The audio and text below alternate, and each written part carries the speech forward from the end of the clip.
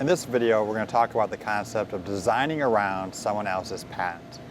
Again, this refers to altering your product or service so that it doesn't meet all the elements of any claim in someone else's patent. Now, before we talk about changing your product or service, let's cover one very important practical point.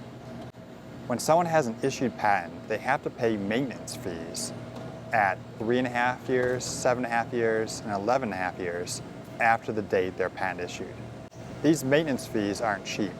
For a large entity, the last maintenance fee is over $7,000. So there are many people that have received a United States patent that have chosen at some point in time to not pay a maintenance fee because of the costs involved. Some experts have researched the issue and found that close to 20% of all patents that would otherwise be enforced during their patent term are not enforced because of failure to pay a maintenance fee. If you have found a patent of someone else and you're concerned about infringing one of the claims, the first thing to do is to check and make sure they've paid their maintenance fees, because that may be the easiest way around the problem. Now, if they have paid the maintenance fee and you believe your product or service risks meeting each and every element of one of their claims, something you can do is alter your product or service. It's called designing around. This points to the importance of learning about problematic patents early in the product development process, because obviously making these changes earlier is probably less costly than doing it later once you've put more into the R&D process. Let's take a look at a claim we're familiar with to talk about how to think about the design around process. So here's claim 1 from Gillette's 777 patent, covering a razor blade with Gillette's progressive geometry technology. As we go through each and every element, we've already done this once and we become concerned this claim may cover our product. So now we're going through and we're looking at the elements to see which of these we could live without and still have a product that we could sell in the marketplace.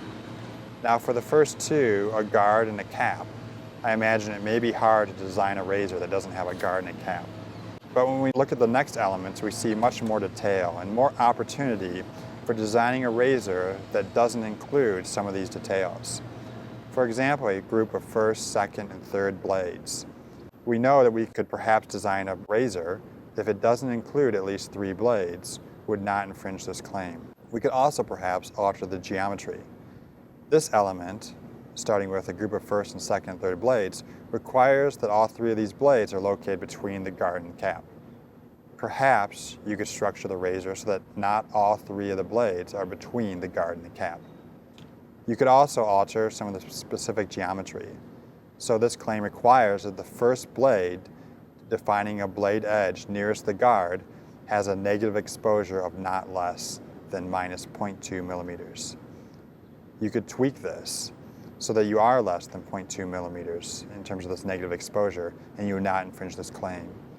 You could do the same for the specific geometry required of the second and third blades. There may be some claims where it's simply not possible to design a competitive product that would avoid infringement. But there are many claims where you can avoid infringement by tweaking your product or service. And again, this is the benefit of learning of potentially problematic claims early in your product development process.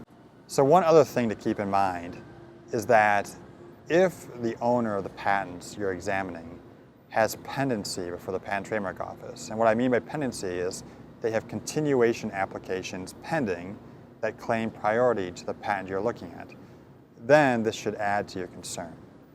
We talked about continuation patents in an earlier video, but what continuations allow someone to do is to tweak their claims while they look at competitors in their marketplace. So this could be a problem because you could be looking at claim 1 from an existing patent. You could design around claim 1. For example, in the case of Gillette's 777 patent, you could tweak the geometry of your blades to escape infringing any of the claims in that patent. But if Gillette has continuation patents pending, they can tweak their claims as long as those claims are still supported by the written description of their patent, and they can change their claims to perhaps cover your design around. This is one of the advantages of having continuations pending and something you need to look at when you're designing around someone's claims. You don't want to invest a lot of money in designing around claims only to have that patentee go back and change their claims to still cover your product and have a continuation patent issue that still causes you problems. And you can learn about whether someone has continuations pending from the Patent and Trademark Office website by looking at the public pair database, as we can see here on the screen. And this is what we refer to when we refer to designing around a competitor's patent.